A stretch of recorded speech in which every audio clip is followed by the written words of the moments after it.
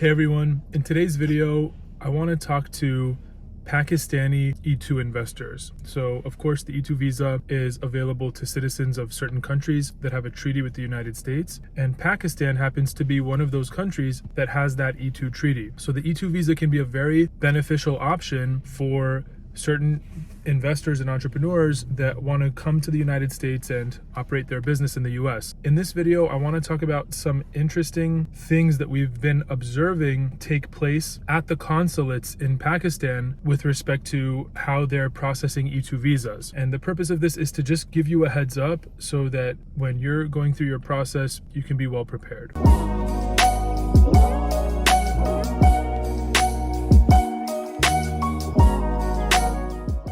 So the first thing is regarding source of funds. People from Pakistan experience certain challenges with moving their money from Pakistan to the United States. So one common way that Pakistani investors can get their investment funds to invest in a business in the US is by getting a gift from, let's say, a relative or a friend or so on. Gifts traditionally for E2 visas are totally acceptable, assuming certain requirements are met. A gift can be a totally acceptable source of funds for the E2 visa. But interestingly, something that we're seeing is that at the consulate, when it's time for an investor's E2 visa interview, when there's a gift, it raises a lot of alarms. It raises a lot of red flags to the immigration officer. And we've seen instances where an immigration officer can be very suspicious about a gift. Again, even though it's a totally acceptable source of funds, just interesting that in certain cases, the consular officers take issue with it. So it's just something to be aware of. The second thing that I want to talk about is what type of business you're doing. Another thing that appears to be a red flag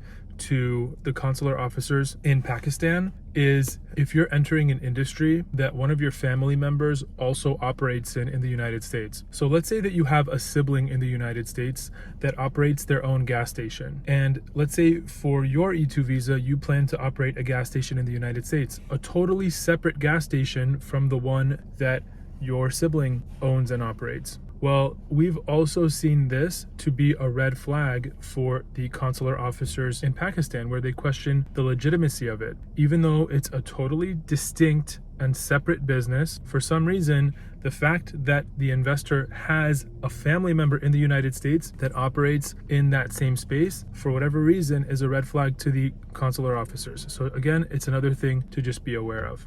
Another point that I want to mention is regarding the intent to depart the United States. The E2 visa has a requirement where the E2 investor has to have the intent to depart the United States once their E2 status ends. So something that we've seen at the consulates in Pakistan is that it appears that the consular officers adjudicate this requirement more stringently than other consulates and other countries and other consulates in different countries. So typically, a signed statement by the E2 investor declaring their intent to depart the United States once their E2 status ends, that typically, in most cases, will be sufficient to meet the E2 requirement. But it seems that at times, the consulates in Pakistan apply a more stringent standard, and it almost seems like they're analyzing that requirement through the lens of a visitor visa application, where they're inquiring as to what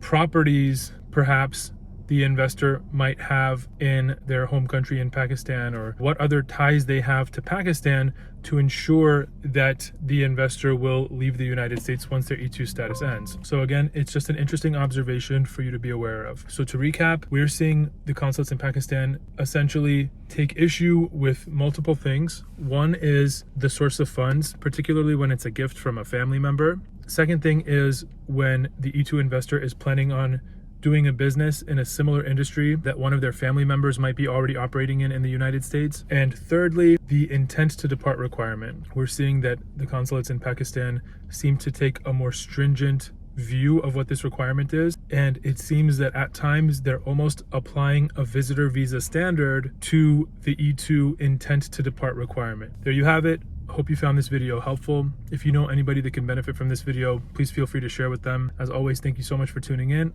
and I will see you on the next one.